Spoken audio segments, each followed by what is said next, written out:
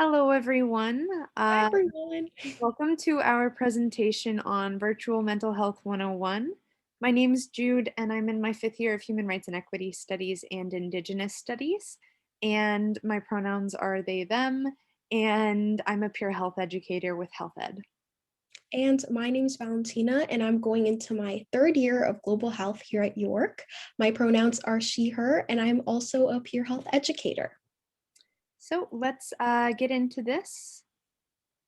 So before we begin our presentation too much, we want to read a land acknowledgement. Because this is a student mental health presentation, we feel it's important that we recognize that colonial projects in Canada have a long history of violently intervening into the lives and social structures of Indigenous people. And these interventions are often associated with elevated rates of addiction and mental health issues, lower quality of life, and higher mortality rates amongst Indigenous people. So therefore, we think it's important to acknowledge that many of us are settlers on this land and to recognize how our presence continues to impact Indigenous people today. And so with that in mind, we want to read a land acknowledgement. And while we recognize that they're not the sole step in decolonizing land, they are an important first step in awareness and beginning the conversation. So although we aren't all in the same location right now, as a member of the York community, I would like to acknowledge that many Indigenous nations have long-standing relationships with the territories upon which York University campuses are located that precede the establishment of the university. York acknowledges its presence on the traditional territory of many Indigenous nations. The area known as Tekaronto has been taken care of by the Anishinaabeg Nation, the Haudenosaunee Confederacy, the Huron-Wendat, and the Métis Nation. It's now home to many Indigenous peoples, and we acknowledge the current treaty holders, the Mississaugas of the Credit First Nation. This territory is subject to the Dish with One Spoon Wampum Belt Covenant, an agreement to peaceably share and care for the Great Lakes region. Thank you so much for that acknowledgement, Jude. So before we begin the presentation, we will be going through a quick overview of just what we'll be covering for the session. So we're going to start off by talking about mental health for incoming students and how it may compare to previous years. Next, we're going to be talking about having conversations around mental health in an online space. And then we're going to model a model that we use called the Recognize, Respond, and Refer model, which helps facilitate these online conversations surrounding mental health. And lastly, we're going to introduce some resources for referral.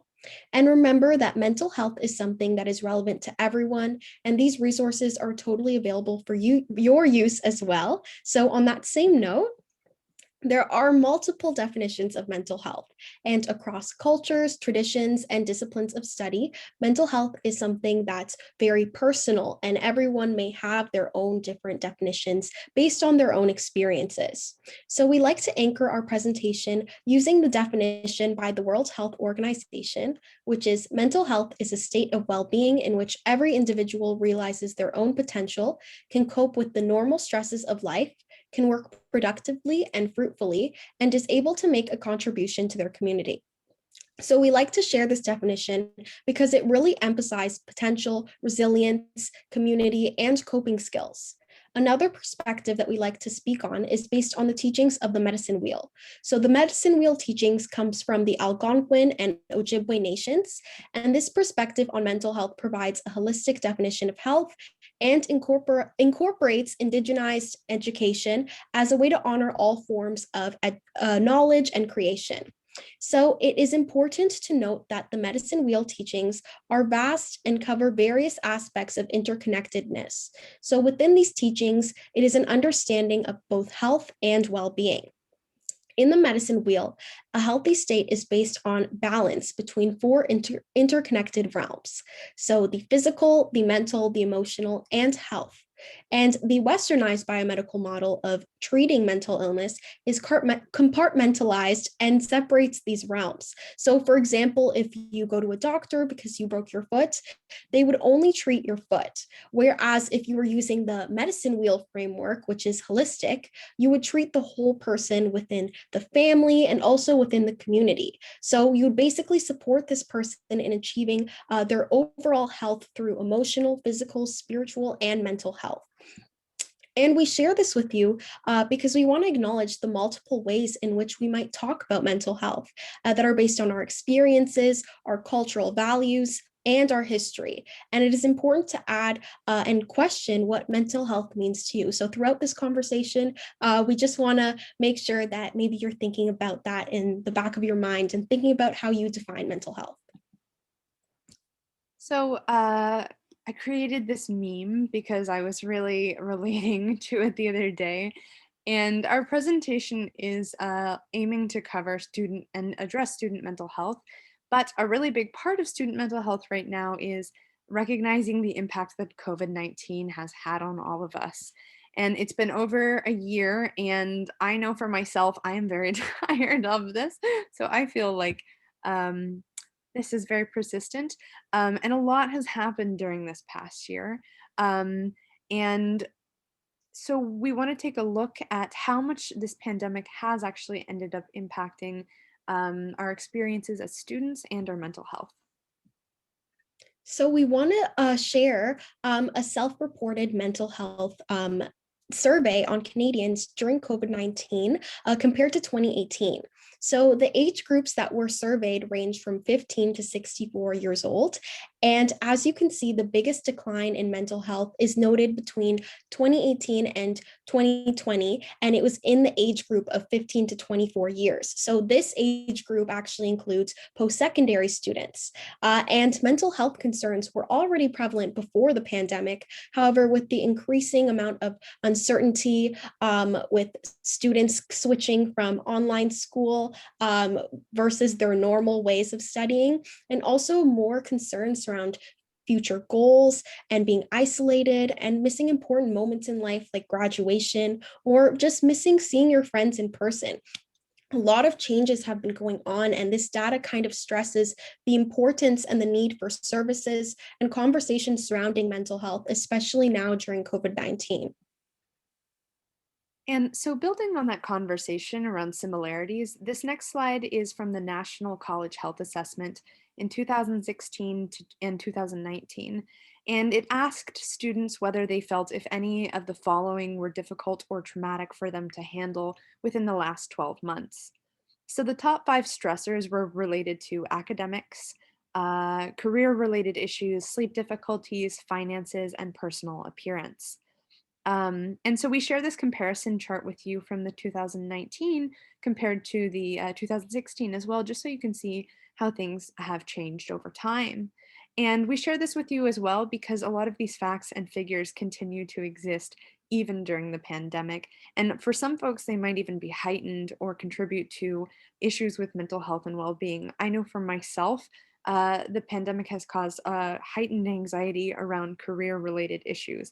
And perhaps it's because I'm graduating this upcoming year, but it's also stressful to think about the way in which my job field has changed and not knowing necessarily how I'm going to navigate, whether I'm going to work online from home or if I'm going to work in person somewhere. Valentina, have you experienced any stressors around any of these? Yeah, I completely agree with you in all of the aspects that you mentioned, even academics. So just finding a way which it's best to learn online. I know I kind of had like my routine of I'm going to take notes after this lecture, but during online school, it's kind of all out the door, and you find that everything's just all at once. Also, sleep difficulties. I've definitely been feeling that since the pandemic. So I could definitely relate to these top reported stressors for sure. And even like though like we've just mentioned a couple that are specifically like stressful for us, a lot of folks have reported feeling all of these things as stressors during different points or like one point one thing stressing them out more than another. So it's very normal for folks to struggle with all of these things at different points within their academic experience. Even before the pandemic, it's just a little harder to manage now. Yeah, exactly. So I want to break down this idea of mental health a little bit further. So mental health is a continuum and or a spectrum. And so not all people are going to experience mental illness, but everybody is going to end up struggling or feeling challenges with their mental health from time to time. And so that could be, from day to day or hour to hour, even. And that's because our mental health is affected by internal and external circumstances. And those circumstances can easily fluctuate depending on what's going on. So it impacts our mental health. So, for example, let's say that there's a student with a diagnosis of depression or anxiety, but they also have a strong support system, such as friends, family, and a therapist that they might see. They're also connected to academic support, such as learning skill services or the Writing Center. And they also have purposeful goals and connections. So even though this student has a mental health diagnosis or a mental illness diagnosis, they're still able to flourish within a university environment. Uh, but then on the other hand, the opposite can be true. So let's say, for example, a student doesn't have an official mental illness, and they're starting university and they don't know where to ask for help or how to navigate resources, or they don't have tools, they're having a hard time making friends. This can be really difficult for folks to deal with their stress. And so this student can be experiencing poor mental health without having a diagnosis itself. And we all have mental health. So just like how we all have physical health, like a lack of sleep or extended screen time can lead to headaches or eye strain, for example. But that doesn't necessarily mean that someone's going to have chronic issues, even though it could lead to one.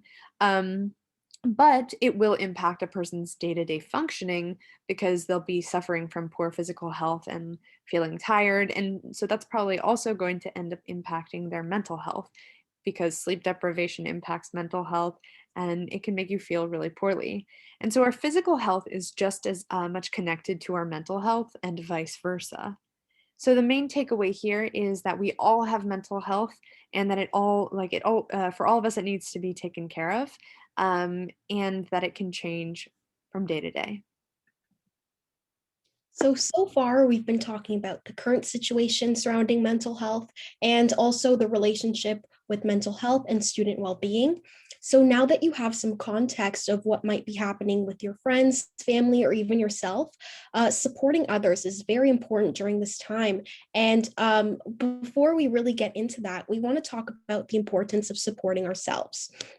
So you are not invisible. You also have a mental health. And our hope today is, as much as we want to share these tools and we want people to be able to use them to help others, we also encourage you to pay attention to your own needs and use these tools that we're going to share to kind of make your own mental health better and support yourself in times of need. So an experience so far with COVID that maybe has been a hurdle, it's really important to kind of reflect on these hurdles and think about them so we could maybe see how we can feel better about them. So one hurdle that I've had because of COVID is, right now for me, everything's been online from school to work to volunteering. So for me, I constantly feel pressure that because it's so easy to just turn, I constantly feel the need or this pressure to always be working. What's a hurdle that you've kind of been feeling right now? One of my hurdles has been um, finding out my relationship with social media because Yeah. everything's so online right now. I feel really overwhelmed and overstimulated and very exposed all the time. And something that has begun for me is I've pretty much deleted most of my social media. I don't really go on like Instagram, as addicting as it is, because I have really been able to learn how much time I spend on social Right. media and that it's not necessarily very good for my mental health. So overcoming that hurdle, it's hard, but it's been really, really important during this time of constantly being online. Yeah, that's very true. And I'm sure a lot of people relate to that, especially now with being online so much. Yeah. So we wanted to bring up this oxygen mask picture and consider why exactly it's important to put on your own oxygen mask before you help someone else. So The reasoning behind this is if you're unable to get yourself your own oxygen, you're not going to be able to support others, and so you're likely going to pass out. And mental health kind of looks the same way. So it's possible that your friends or your family or your loved ones might need support during this time, and that's absolutely okay to like want to help them and to support them. But it's also helpful to make sure that you have your own tools in place to better support yourself and so you can support others better. So let's think about that a little bit more and look into what resources are available. So, here is a list of a few resources that you can connect with in order to support your own mental health or to suggest to other folks. So, note that all of these resources have transitioned their services online or to remote locations. And you can visit our website if you want a complete list of both on and off campus resources. So, the first resource that we want to highlight is Student Counseling Health and Wellbeing, which offers same day counseling services to York University students and short term and long term counseling. This can be accessed via confidential telephone or video calls every single day with no appointment necessary. You can even request for specific counselors based on their gender or culture or sexuality or race. Another thing is that York's counseling services offer other services like after hour as well, and all these services are completely free to students. So, a new resource as well that York has is they've partnered with Keep Me Safe. It's a program that all students can access 24/7 via chat, video, or audio call. And the bonus is that Keep Me Safe counselors speak a large variety of languages and that their counselors located both in Canada and worldwide. So, this is a great resource if you're an international student. And you can access these resources 24/7, as I said, by downloading the My SSP app right now. So you can just like hit your camera and take a photo of the QR code and download it from there. It has a lot of links to other mental health resources via York as well in the app as well. And I have two other resources that we're going to talk about today. So there's Good to Talk, which is another counseling service available 24/7. You can either call or text them, and they're open to not only York University students, but all post secondary students in Ontario. And then lastly, there is What's Up Walk-In, and that's for those who are living in the GTA. It's a network for free counseling services, and now it's operating virtually. And it's not just for students, actually, but it's also for children or youth or young adults and their families.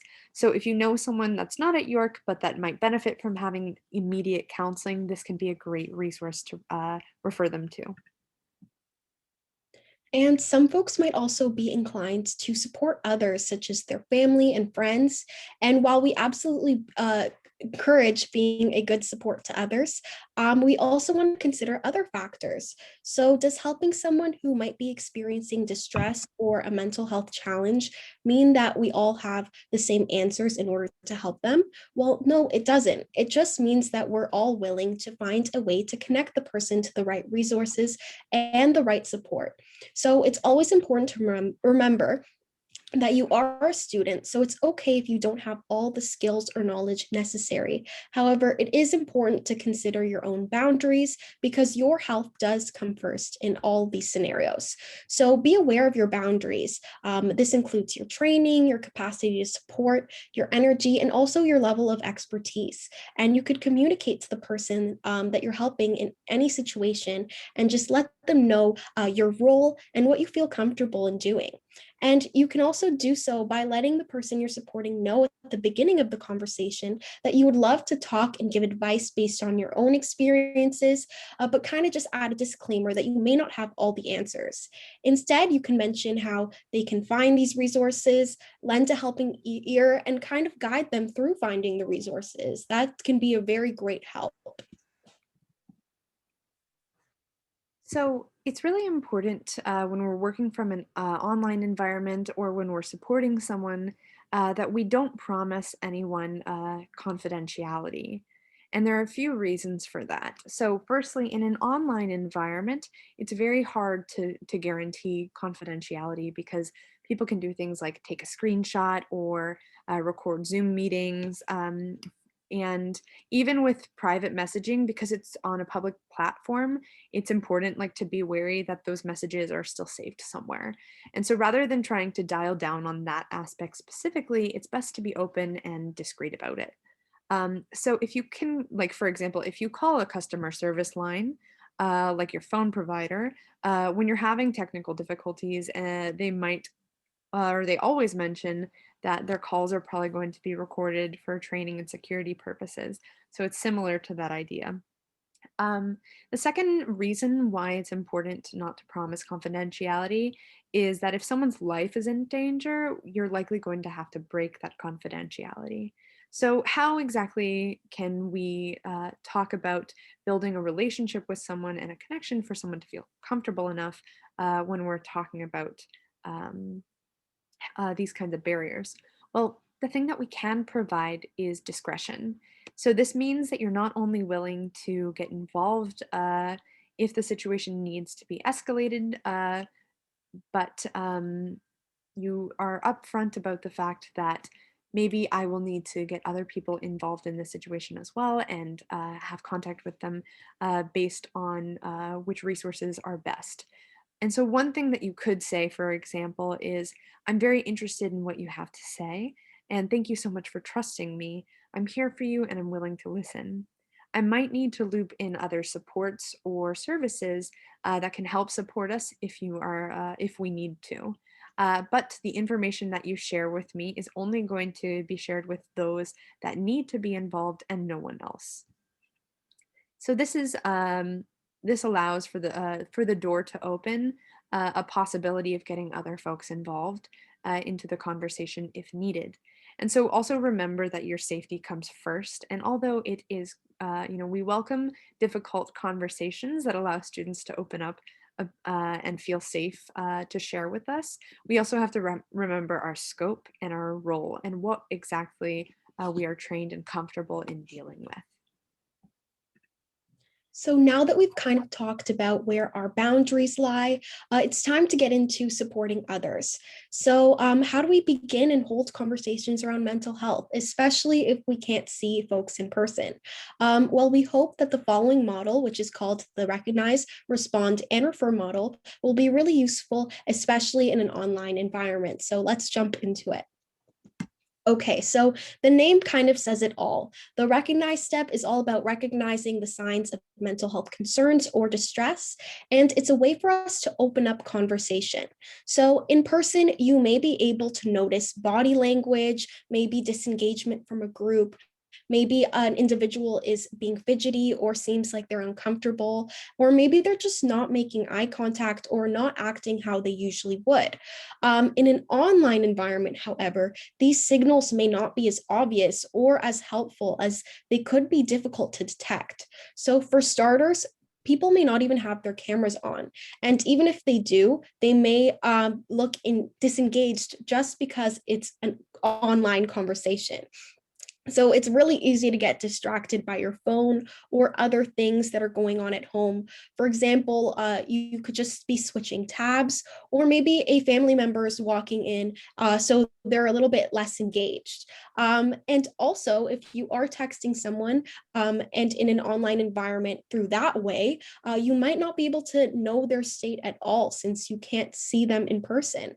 And if this is a real life situation, you could just go up to the person and check in with them and let them know what you noticed by saying, I'm noticing that you're appearing to be upset. And may I ask how you're coping right now? However, in an online and digital space, this might not be possible. So instead, we need to create invitations for folks to connect with us. So, this brings us into the importance of creating a welcoming space online. So, whether that's through online video space or even texting with a friend, there are many ways that we can do this. In an online video space, one way is that you could change your Zoom backgrounds or even your title. So, you can also think of ways to make it more warm or engaging. So is your tone really warm? Are you allowing people to enter in conversations and maybe allowing that ability to engage with you online?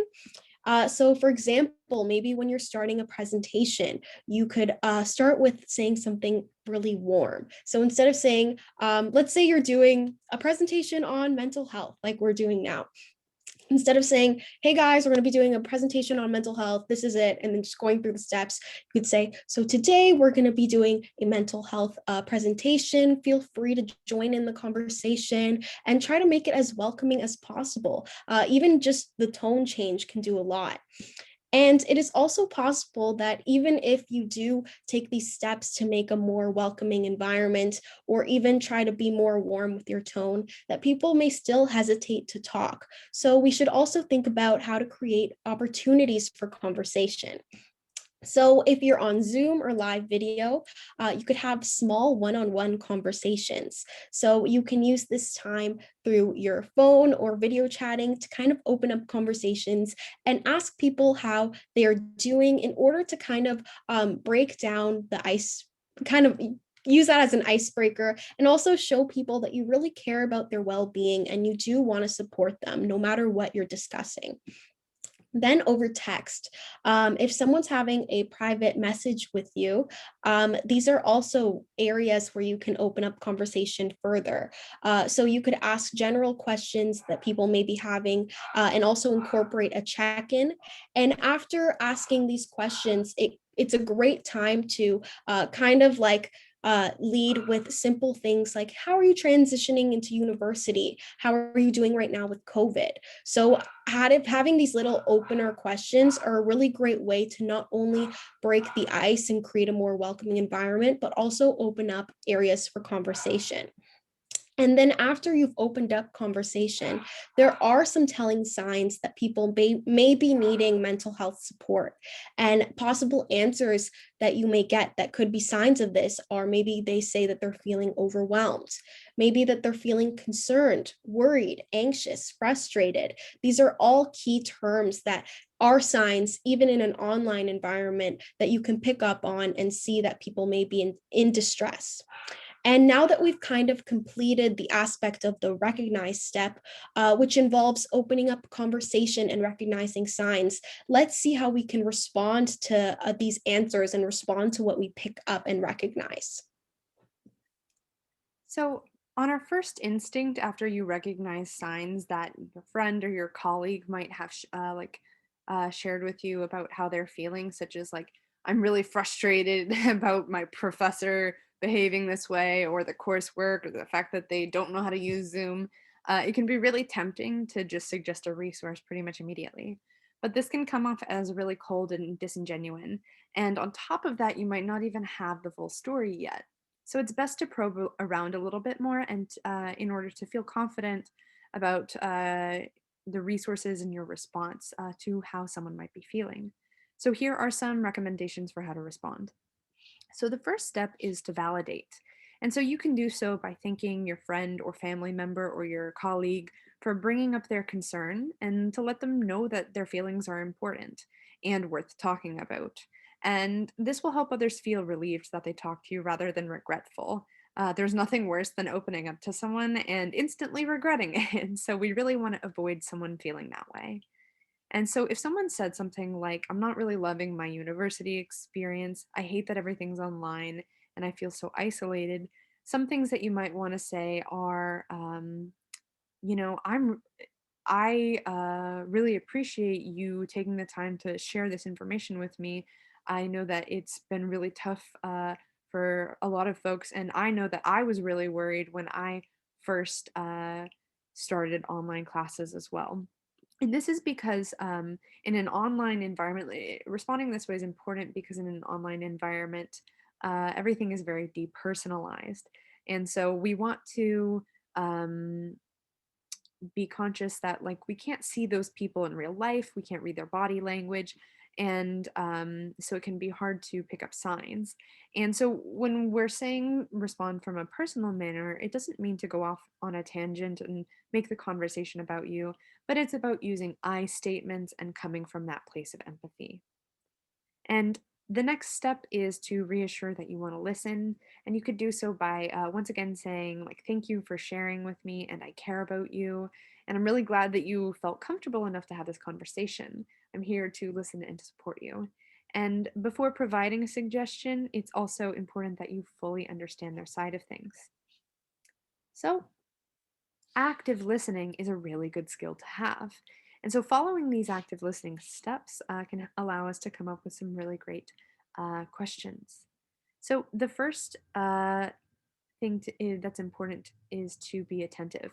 So, if you're on Zoom with your camera on, this would mean looking into the camera to the best of your ability, even if no one's looking back at you.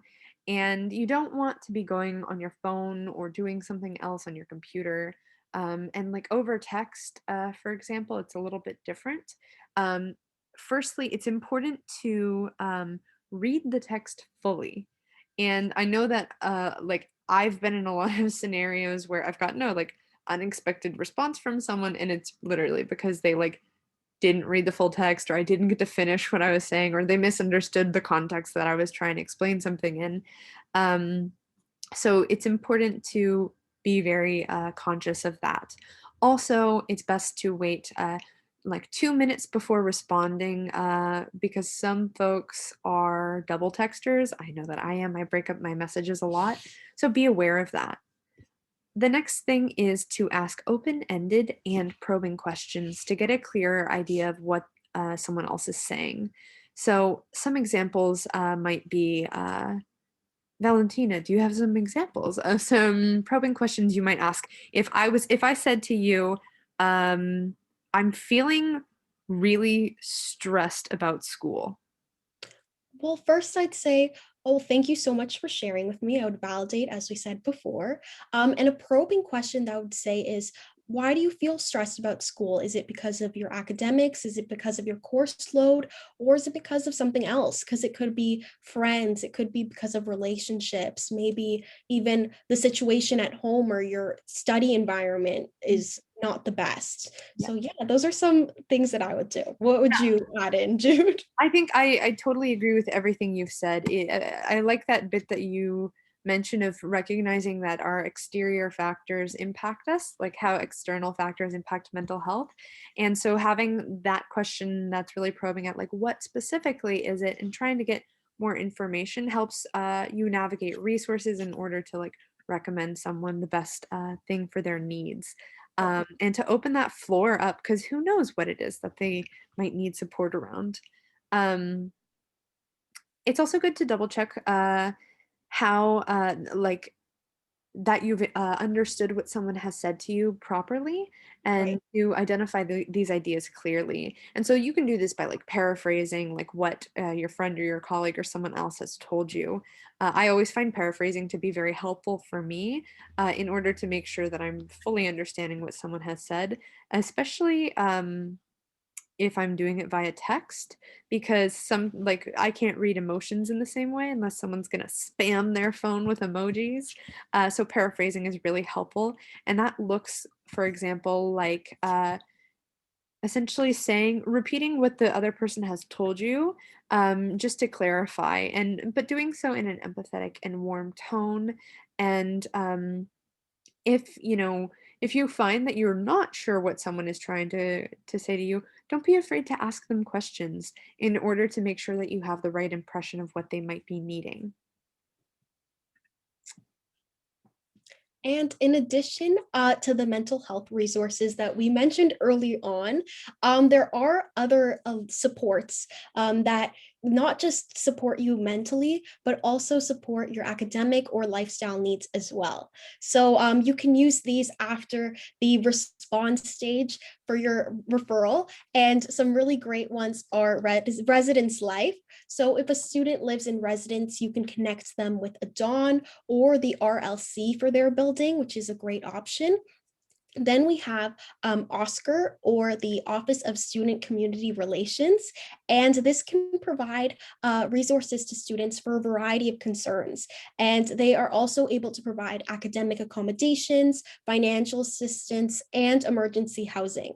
Then there's the student financial services, and any student that has questions or concerns about finances, including OSAP, payment schedules, grants, etc., they can go to the student financial services and they can get help on how to figure out from things such as paying tuition to even just understanding your statement. They're really great in helping with that.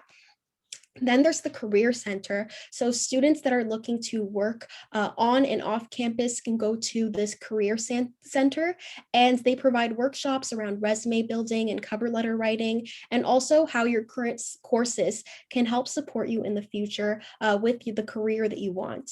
And they're also a great resource for students at any stage of their academics. And as we mentioned previously, a big stressor is the uncertainty of careers and academics right now. So that's definitely a great resource if you're stressed out about those certain things. And there's also the Sexual Violence Response Office. So this coordinates support and resources for all members of the community that have experienced sexual violence. They receive disclosures and complaints. They facilitate safety planning and assist survivors through the complaint process. And right now they're doing that through telephone due to COVID, which is also really great. And there are also a lot of academic resources, especially at York, and there's too many to mention on this slide alone.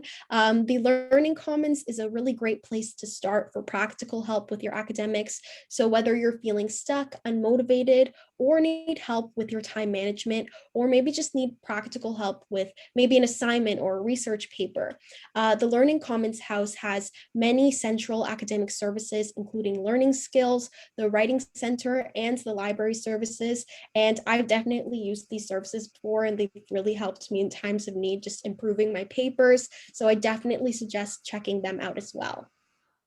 So, as well, sometimes, all we really need is like a connection with someone. And especially because like remote learning feels really isolating and disconnected, sometimes you're just looking for friends.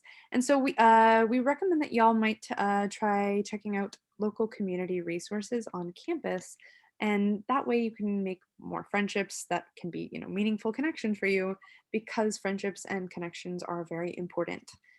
So the first place to look is student engagement team. The Red Zone and clubs, the York clubs, have joined together into one team this year, and they're here to like talk to students about their concerns around courses, course enrollment, and getting involved on campus online. And so you can also like join clubs through them in order to like find friends on campus. Next up, there is York International, which holds virtual coffee breaks every weekday, both for international and domestic students. And they serve as a great way to connect with other students. Next up is Health Education and Promotion. Yes, that's us. I wasn't sure if we changed our name. And we're always ready to have conversations around health and well-being, and we're very passionate on pretty much any peer topic, from like stress, nutrition, sexual health. That's one I'm very passionate about talking about. And we're going to share a list of upcoming like resources that you can look in, or of resources that you can look into from home via our website. But if you ever want to have a conversation or just have someone support you, we are always around. And then lastly, there is at studentlife.yu, which is an official account that will answer any questions or concerns, and they post stories and updates relevant to students, such as like deadlines, events. And they also have a York 101 series for first years, which you can find on Instagram, TV, Facebook, and YouTube. So now that we've covered a lot of great resources that you could use for referral and even for yourselves, another great way is to, at the end of your conversation, really make sure that your friend or whoever you're supporting feels supported in the right way. So instead of assuming, it's always best to ask. So this can be done in a very simple way, such as just saying, was that helpful, or does this resource address the concern that you had or what you were looking for? And then after that, it's time to close the loop. So you can decide how you wish to maintain the relationship. If you're supporting folks in a professional environment, such as through a student leadership position or part of a club or organization, This may mean sharing your drop-in hours or maybe specific social media accounts for your organization that students can stay connected to you through your community and in a professional way. And as a student leader, you can also give the option to contact you and keep that conversation if need be. For example, using a Facebook group chat or designated drop-in sessions. You can also provide this information maybe at the beginning of your online sessions just to kind of set that expectation on how you can keep in touch. And also, it's a really great way to keep that welcoming environment since it gives students insight that you do want to keep in touch and you do care about their well being long term. If you are supporting a peer or friend, you can also decide how you feel most comfortable in getting in touch. So feel no pressure at all to give out personal information, especially if you don't feel comfortable. We want to emphasize again that you are a student too, and that you're not expected to do beyond your scope and beyond your role. And you can always close the loop by asking them to review the resource with you and maybe make some next steps together to ensure that you and the student really feel that they're being supported and that the student feels confident in accessing the resource as well. So let's do a quick recap of what we've talked about today. So, first, we learned about how COVID-19 has impacted student mental health this year. And we also learned about resources on campus to help support people and familiarized ourselves or supporting others and ourselves. We talked about supporting ourselves and our own mental well being, especially if we're considering helping others. And we learned about the recognize, respond, and refer model. And do keep in mind that all of these resources that are mentioned are available on our website. So you don't need to know all of them, and you don't need to know all resources if you're trying to support another person too. It's just about getting that conversation going and being open and willing to help someone. So that concludes our presentation. Thank you so much, everyone, for just listening. And please, if you have any questions, don't hesitate to ask. So in this slide, we kind of included our supervisor's contact. So if you have any specific questions on resources or just want to chat a little bit more about this presentation, you can definitely use these links and the email provided and kind of give us a shout and connect with us. So once again, thank you all so much for listening to us. And we hope that this information was very helpful and useful for you all going forward. Yep. Bye bye. Thank you, everyone. Thank you.